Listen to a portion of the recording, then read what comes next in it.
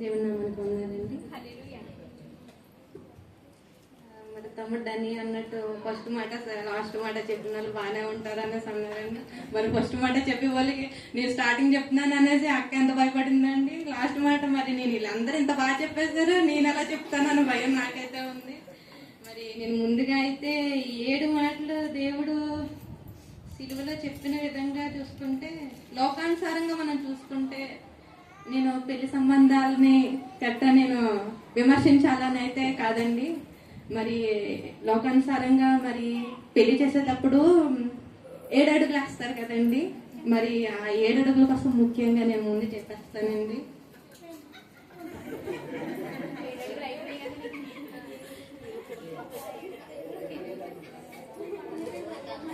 ఆ 7 అడుగులు వేసేటప్పుడు ఒక్కొక్క అడుగుకి ఒక్కొక్క ప్రామిస్ ఉంటుంది కదండి.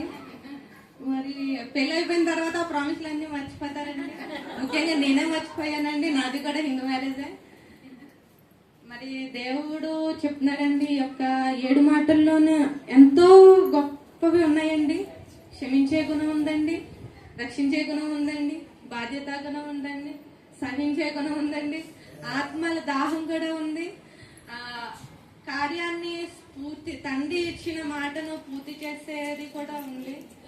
నేను మెయిన్ చెప్పేది ఏంటంటే, లోకానుసారంగా మన ఇష్టాల ప్రకంగా వెళ్ళిపోయి పెళ్లి చేసుకుంటాం. అదే దేవుడు మాట వింటూ ఈ యొక్క 7 మాటలు పట్టుకొని ఆ 7 అడుగులు వేస్తే మంచిదని నేను భావిస్తున్నానండి.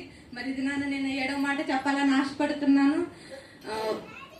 లూకా సువార్త 23వ అధ్యాయం 46వ వచనం చదువుదామండి. అప్పుడు యేసు గొప్ప శబ్దంతో కేక వేసి, తండ్రి నీ చేతికి నా ఆత్మను అప్పగించుకొనుచున్నాను అని. చాలండి. మరి ఈ యొక్క వాక్యము దేవుడు నా ద్వారా మీతో మాట్లాడడానికి చిన్న ప్రార్థన చేసుకుందామండి. మహాపరిశుద్ధుడు, మహోగరుడ, సర్వాధికారి, సర్వసృష్టికర్త, మీకు వందనాలు, స్తోత్రాలు తండ్రి ప్రభువా.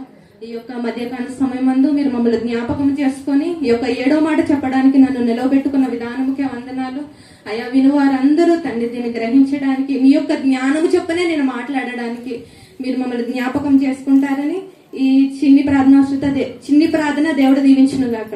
ఆమేన్. అప్పుడు యేసు గొప్ప శబ్దంతో కేక వేసి తండ్రి చేతికి తన ఆత్మను అప్పగించుకొనుచున్నాడు. అసలు యేసుక్రీస్తు ప్రభు వారు మన యొక్క పాపాలను బట్టి, మన యొక్క శాపాలను బట్టి, మనం చేస్తున్న ప్రతి అతిక్రమ క్రియలను బట్టి ఈ యొక్క సిలువలో ఆయన ప్రాణాన్ని విడిచారండి. మరి సిలువలో 7 మాటలు దేవుడు మాట్లాడినప్పుడు ఈ యొక్క 7 మాటలకి ఎందుకు దేవుడు అంత ప్రాధాన్యతని ఇచ్చారో మనం తెలుసుకోవాలండి. అసలు 7 అనే సంఖ్యకు ఎందుకు అంత ప్రాధాన్యత అంటే, 7 అనే సంఖ్య ఒక సంపూర్ణతకు సూచిస్తుందండి. ఈ లోకానుసారంగా 7 అనే సంఖ్యను మనం చూసుకుంటే, ఇప్పుడు ప్రస్తుతం ఉన్న దుకాణాలలో గట్ట 7 అని పలకడానికి అదొక కీడుగా భావిస్తారండి. కానీ దేవుడు చెప్తున్నాడండి, అది ఎంతో సంపూర్ణమైనదని, పరిపూర్ణమైనదని చెప్తున్నారండి. మరి ఈ యొక్క 7 అనే సంఖ్య మన పరిశుద్ధ గ్రంథంలో చూసినట్లయితే, నయమాను తన యొక్క కుష్ఠరోగంతో బాధపడుతున్నప్పుడు మరి ఎలీషా అనే ప్రవక్త దగ్గరికి వెళ్ళి ఇలా యోర్దాను నదిలో 7 సార్లు మునగగా నయమానుకు స్వస్థత కలుగుతుందని విన్నామండి. అది 2వ రాజుల గ్రంథము 5వ అధ్యాయం 10వ వచనంలో ఉందండి. ఒకసారి చూద్దాం. 5వ అధ్యాయం 10వ వచనం. ఎలీషా నువ్వు యోర్దాను నదికి పోయి 7 మార్లు స్నానం చేయము, నీ ఒళ్ళు మరలా బాగై నీవు శుద్ధుడు అవుదవని అతనితో చెప్పుటకు ఒక దూతను పంపాను. చాలండి.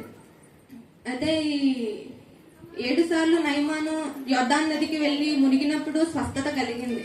అదే విధంగా ఎరికో గోడల చుట్టూ 7 రోజులు, ఆ 7వ రోజున 7 సార్లు ఆ గోడల చుట్టూ ఇశ్రాయేలు ప్రజలు తిరిగినప్పుడు ఆ గోడలు అనేవి విరిగిపడ్డాయండి.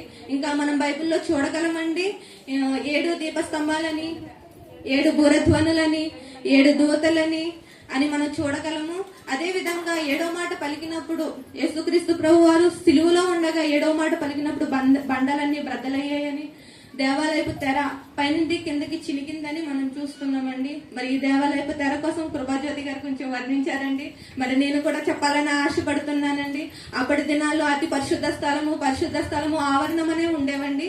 ఈ యొక్క అతి పరిశుద్ధ స్థలంలోనికి మనకి ఏమాత్రమూ ప్రవేశం లేదండి. ఎందుకంటే ప్రధాన యాజకులు మాత్రమే దానికి ఇచ్చిన సమయంలోనే, దానికి నిర్ణయించిన సమయంలోనే మరి ప్రధాన యాజకులు అనేవారు వెళ్ళేవారండి.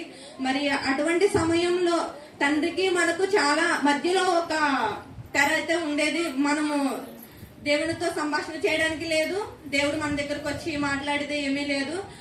అలాంటి పరిస్థితుల్లో ఉన్న మనము ఏ విషయమైనా దేవుడి దగ్గర చెప్పాలని యేసుక్రీస్తు ప్రభువాన్ని, కుమారుడైన ప్రభువాన్ని ఈ లోకానికి పంపి తన యొక్క కుమారుని ద్వారా జరిగిన మరణము ద్వారా మనకి తండ్రి అయిన దేవుడికి అడ్డుగా ఉన్న ఆ తెరను చిరిగేలా చేశాడండి. మరి దేవునికి ఎంతో మనం స్తోత్రాలు చెల్లించిన, కృతజ్ఞతలు చెల్లించినా చాలదండి. మరి నిజమైన దేవుడు ఆయనే అండి. నిజంగా దేవుడు ఆయన అన్నవారు మరి దేవునికి స్తోత్రాలు చెప్పాలండి. మరి ఈ ఒక్క వాక్యంలో చూసుకున్నట్లయితే, తండ్రి నీ చేతికి నా ఆత్మను అప్పగించుకొనిచున్నాను. అసలు ఈ లోకంలో తండ్రి యొక్క పాత్ర, పరలోకంలో ఉన్న తండ్రి యొక్క పాత్ర కోసం మనం తెలుసుకోవచ్చండి.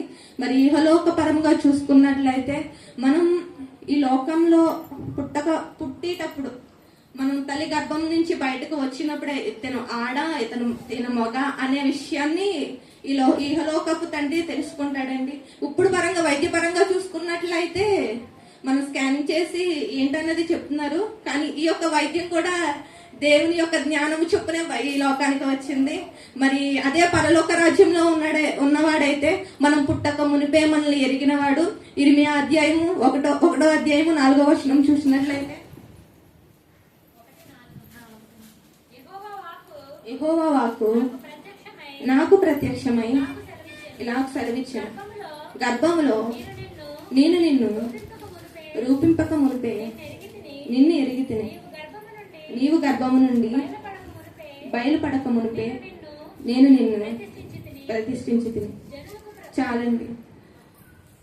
ఈ లోకంలో ఉన్న తండ్రికి అయితే మనం బయటకు వచ్చిన తర్వాతే మనం ఎవరనేది తెలుసు. కానీ పరలోక రాజ్యంలో ఉన్న తండ్రికి మనం తల్లి గర్భంలో రూపింపక మునిపే మనల్ని ఎరిగిన వారు.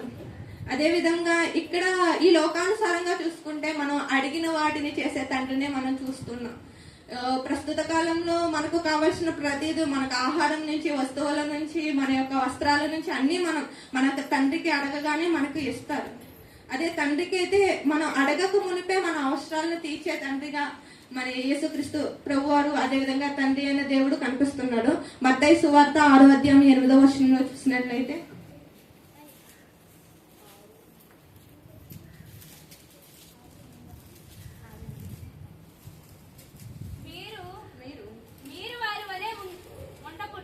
మీరు వారి వలె ఉండకుడి, మీరు మీ తండ్రిని అడగక మునిపే మీకు అక్కరగా ఉన్నవేవో ఆయనకు తెలియను. చాలండి. మనం అడగక ముందే మన అక్కర్లన్నీ తెలిసిన దేవుడండి. మనకు కావాల్సిన ప్రతిదీ దేవుడు మనకి అనుగ్రహిస్తూనే ఉన్నారండి. ఈ లోకంలో మన తండ్రికి మనం చెబితే గాని వేరే ఏమీ తెలీదు. కానీ ఇక్కడ దేవుడు మన అక్కర్లన్నింటినీ తెలిసిన దేవుడండి. అటువంటి మహా గొప్ప దేవుణ్ణి మనం విడిచిపెట్టేవారిగా కాదండి. తండ్రి అయిన దేవుణ్ణి మనం ఇంకాను దేవుణ్ణి ప్రేమించేవారిగా ఉందాము. అదే విధంగా లూకా సువార్త 11వ అధ్యాయం 11వ వచనం, 12వ వచనం, 13వ వచనం చదువుకోవచ్చండి.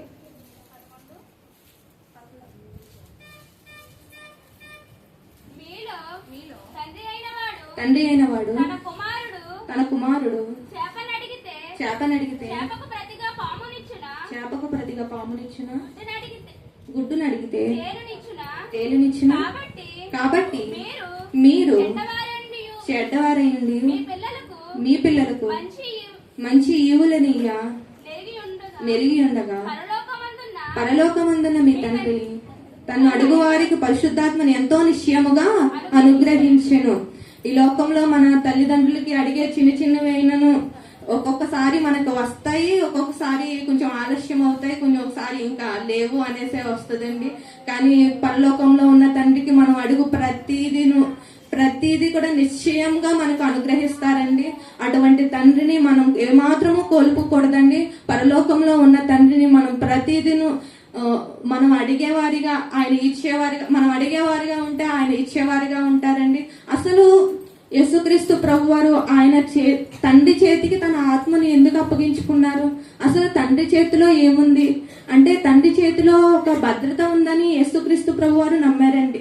ఈ విషయం తండ్రి చేతిలో అసలు ఏముంది అనే విషయాన్ని మనం తెలుసుకోగలిగితే కీర్తనలు 16వ అధ్యాయం 11వ వచనం చూద్దామండి.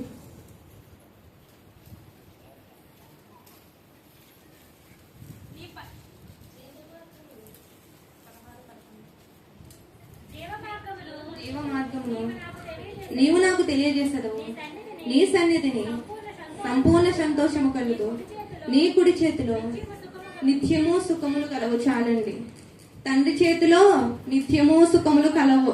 ఈ లోకానుసారంగా చూసుకుంటే మనకు సుఖాలు నిత్యము ఉండవండి, బంధాలు నిత్యము ఉండవండి, భర్త గాని భార్య గాని పిల్లలు గాని నిత్యం ఉండరండి, స్నేహితులైనా మనకు నిత్యం ఉండరు.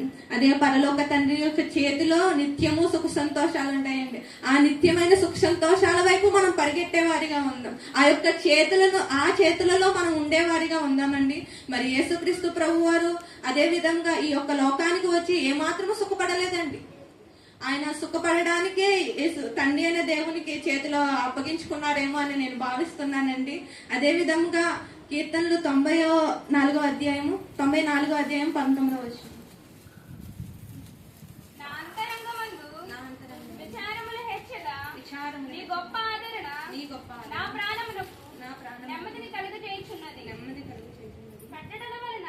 అది కాదండి, యెషయా 41వ అధ్యాయము 10వ వచనం.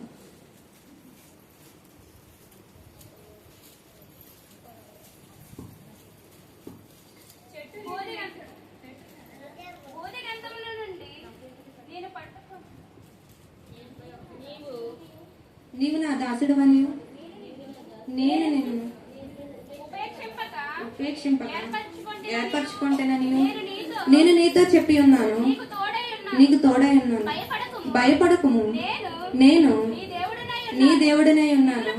దిగులు పడకుము, నేను నిన్ను బలపరుతును.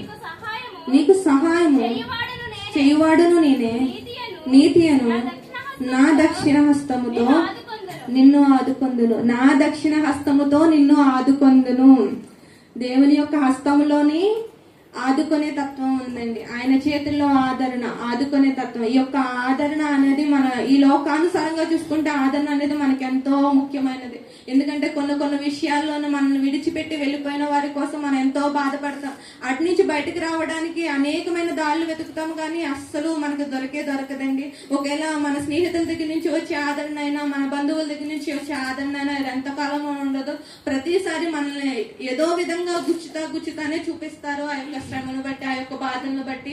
అదే యేసుక్రీస్తు ప్రభువారైన తండ్రి యొక్క చేతుల దగ్గర నుంచి వచ్చే ఆదరణ ఎంతో గొప్పదండి. ఆ ఆదరణ కోసం మనం తెలుసుకుందామండి. కీర్తన 94వ అధ్యాయం 19వ వచనం. నా అంతరంగములు విచారములు హెచ్చగా నీ గొప్ప ఆదరణ నా ప్రాణమునకు నెమ్మది కలుగజేస్తుంది. చాలండి. నా అంతరంగమందు విచారములు హెచ్చగా అనేకమైన శ్రమలతోని, అనేకమైన బాధలతోని మనమే మనసులో కృంగిపోయే వారిగా ఉంటే ఆ బాధ నుంచి బయటకు రావడానికి చాలా కష్టమండి. అదే దేవుని యొక్క మాట ద్వారా మనం నడుచుకున్నట్లు ఆయన ద్వారా వచ్చే గొప్ప ఆదరణ ద్వారా మన ప్రాణానికి నెమ్మది కలుగుతుందండి. ఈ యొక్క ఆదరణ ద్వారా యేసుక్రీస్తు ప్రభు వారు తన యొక్క ఆత్మను దేవుడైన తండ్రి అయిన దేవునికి అప్పగించడం ద్వారా ఆయన చేతిలో ఆదరణ దొరుకుతుందని తన యొక్క ఆత్మను అప్పగించుకొని ఉన్నారండి. అదే విధంగా అంతేకాదండి, కుమారుడైన యేసు తన ప్రాణాన్ని పెట్టుటకు, ఆ ప్రాణాన్ని తండ్రి యొద్ద నుంచి తీసుకొనుటకు కూడా అతనికి అధికారం ఉందండి. ఈ యొక్క అధికారమే దేవుడు నిజమైన దేవుడని, ఈ లోకంలో ఒక్కడే ఉన్న దేవుడని మనకు తెలుస్తుందండి. మరి ఈ లాస్ట్ లో నేను చెప్పాల్సింది ఏదైనా ఉందంటే, దేవుని మరణం అనేది ఒక కామా మాత్రమే గాని ఫుల్ స్టాప్ కాదండి. ఈ చిన్ని పరిశుద్ధ వాక్యం దేవుడు దీవించును గాక.